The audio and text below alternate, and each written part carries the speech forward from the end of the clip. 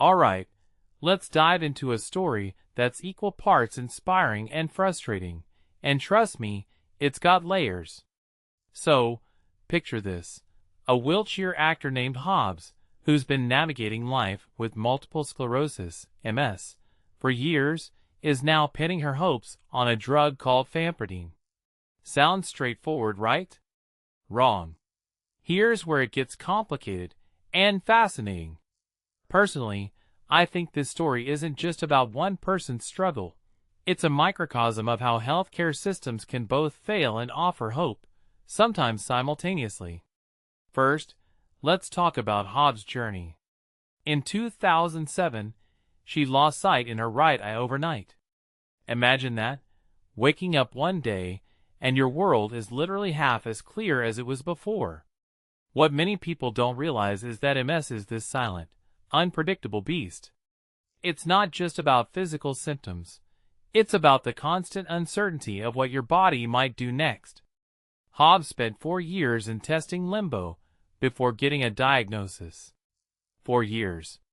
That's a long time to live in question marks.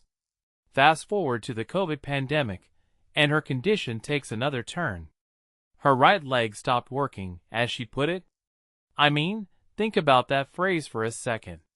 Stopped working. It's so matter-of-fact, but it's devastating. What this really suggests is how quickly MS can upend your life, even when you think you've got a handle on it. Hobbs uses an electronic stimulation device to keep working, and she's still out there, using walking poles to maintain her balance. From my perspective, her resilience is the real headline here.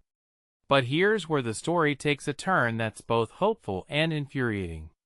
Hobbs is hopeful about Fampridine, a drug that's been available on the NHS in Scotland, Wales, and Northern Ireland for years.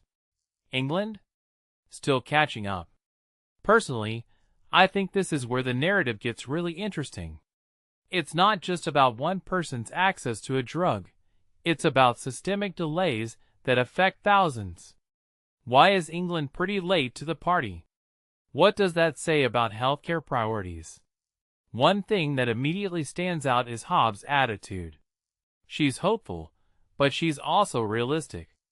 Of course, it will be disappointing if it doesn't work, she says, but I would just have to handle it in the way that I've handled it all so far. That's not just resilience. That's wisdom. What makes this really interesting is how she's managed to reframe her career. She's had to step back from public performances, but she's still working. If you take a step back and think about it, that's a masterclass in adaptability. Now, let's zoom out for a second. This story raises a deeper question. Why are life-changing treatments like Fampridine available in some parts of the UK but not others? Is it funding? Politics? Bureaucracy? In my opinion, it's probably a mix of all three. But what this really suggests is that healthcare isn't just about medicine, it's about equity.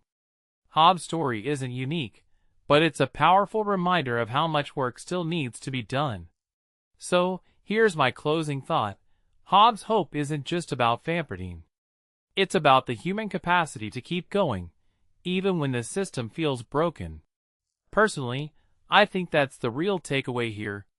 Whether or not the drug works for her, her story is a call to action, for better access, for more research, for a system that doesn't leave people behind.